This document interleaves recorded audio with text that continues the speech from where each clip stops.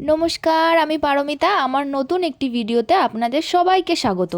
আশা করছি আপনারা সবাই খুব ভালো আছেন আর আমিও খুব ভালো আছি। আজকের গল্পটা একটু অন্যরকমভাবে বলবো। হুম, ওই তো করবে একটু ভাত ভাজা, তাও আবার ভিডিও করে দেখানোর কি আছে শুনি? এমন কথা কেন বললাম, শেষে গিয়ে উত্তরটা জানতে পারব।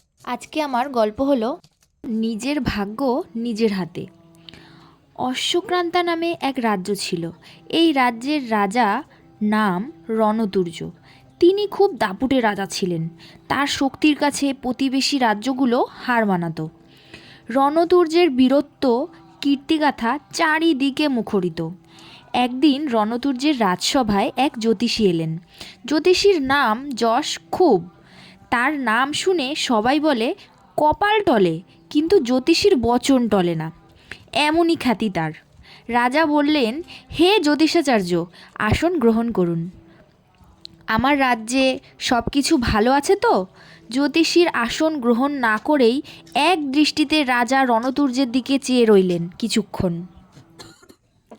তারপর বললেন, মহারাজ, আপনার প্রাণনাশের অশুভ যোগ রয়েছে। আপনি 6 মাসের মধ্যেই মারা যাবেন। জ্যোতিষীর কথা শুনে রাজা একেবারেই ভেঙে পড়লেন। রাজসভায় রাজার যারা মিত্র ছিলেন তারা সবাই দুশ্চিন্তায় পড়ে গেলেন। বৃদ্ধ মন্ত্রী তখন বললেন, মহারাজ, ভয় পাবেন না, এই জ্যোতিষী হলো মূর্খ। এই কথা শুনে রাজসভায় সবাই খুব অবাক হয়ে গেলেন। কিন্তু রাজার মধ্যে তখনও কোনো প্রতিক্রিয়া দেখা গেল না। তিনি কাঠের পুতুলের মতো তার সিংহাসনে নির্ভীক হয়ে বসে রইলেন। জ্যোতিষী উত্তেজিত কণ্ঠে মন্ত্রীকে বললেন, আমার গণনা কখনো ভুল হতে পারে না। এই বলে জ্যোতিষী তার ভূর্জপত্রে রাজার ভাগ্য পরীক্ষার নানা জ্যামিতি ও ছবি অঙ্ক করে জানালেন যে তার গণনা একেবারেই নির্ভুল। রাজা আরও ভীত হয়ে পড়লেন। প্রত্যেকটি মুহূর্তে যেন রাজা তার মৃত্যুর ধ্বনি শুনতে পাচ্ছেন। মন্ত্রী আবার জ্যোতিষীকে বললেন, কিছু মনে করবেন না, বলুন তো আপনি কবে মরবেন? উত্তরে জ্যোতিষী বললেন, 12 বছর পর। মন্ত্রী তখন মুচকি হেসে তার তরোয়ালটা বের করলেন এবং কোনো কথা না বলেই এক কোপে জ্যোতিষীর মস্তক ছেদ করলেন। তারপর রাজা রণতুর্যের দিকে তাকিয়ে বললেন, মহারাজ, দেখলেন তো কত মিথ্যেবাদী! 12 বছর তো দূরের কথা, এক মুহূর্তেই তার পরমায়ু শেষ হয়ে গেল। এই তো জ্যোতিষীর বচন।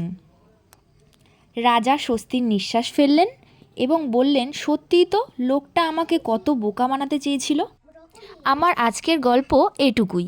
এই গল্পে জ্যোতিষীর মতো আমাদের প্রত্যেকের জীবনেই কিছু শুভাকাঙ্ক্ষী ব্যক্তি আছে, যারা আমাদের জীবনের কী করা উচিত আর কী করা উচিত নয় তা নিজেরাই নির্ধারিত করে দেয়।